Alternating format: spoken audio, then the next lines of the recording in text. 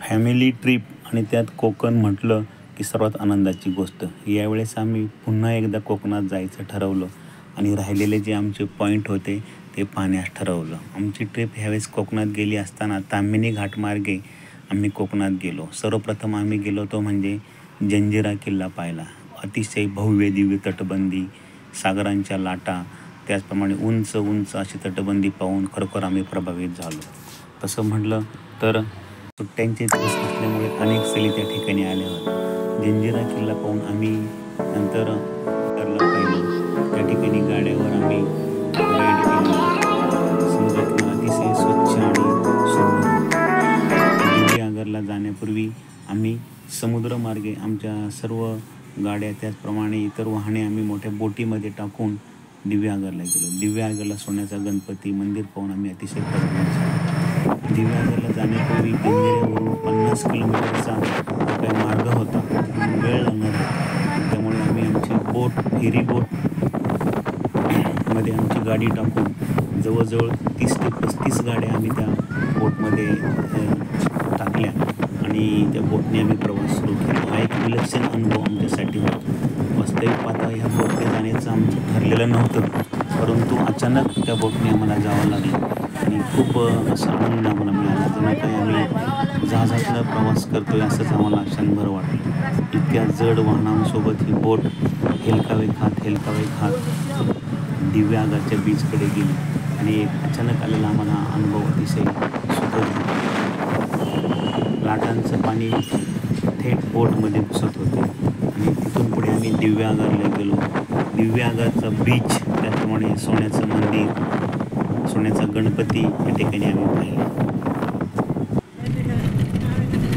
दिव्यागरवरून श्रीवर्धनला जाताना समुद्राच्या किनाऱ्याने तो प्रवास केला. एका बाजूला उंच पर्वत आणि दुसरीकडे उजव्या बाजूला अतिशय जवळच समुद्र किनारा. हा देखील एक वेगळाच अनुभव आम्हाला या प्रवासामध्ये आला.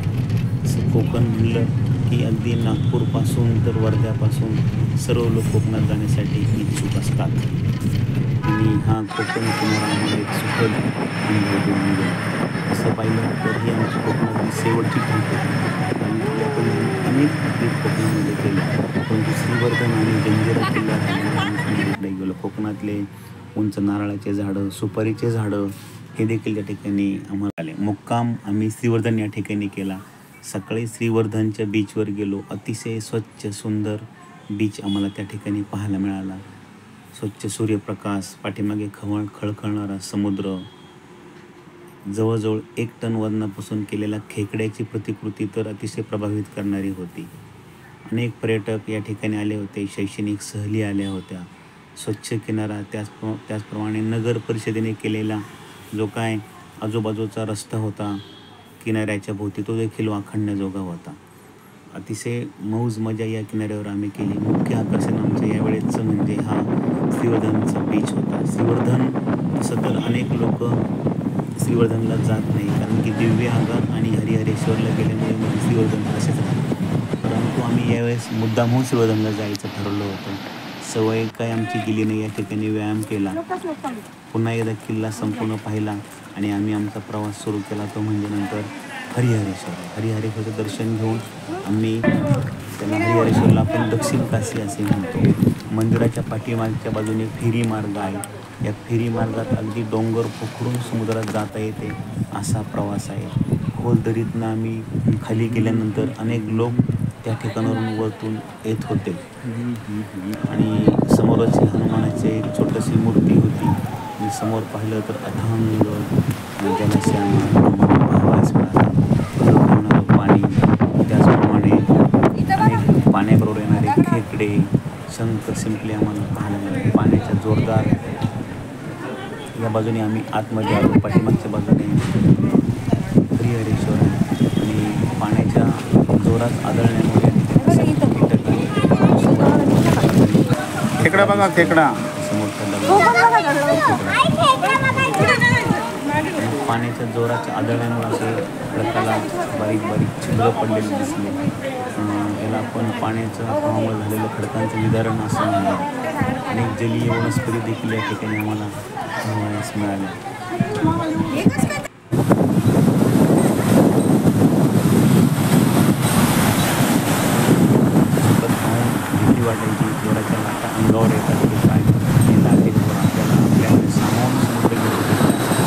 क्षणभर आम्हाला अनुभव आला. या ठिकाणी आम्ही निवांत बसून खळखळणारा समुद्राचं अथांग रूप आम्ही निहाळलं. सोबत आणलेला नाश्ता आम्ही या खडकावर बसून सर्वांनी एकत्रितरित्या खाल्ला.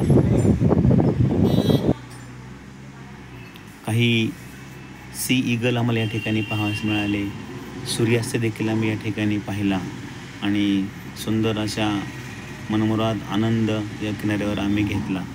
त्याचप्रमाणे श्रीवर्धन बीच, हरिहरेश्वर बीच आणि दिव्यागर बीच हे तीनही बीच आम्ही पाहिले. हा फेरी मार्ग, त्याचप्रमाणे अनेक स्वच्छ सुंदर बीच आम्हाला कोकणात पाहावयास मिळाले आणि मन आमचं भरून गेलं.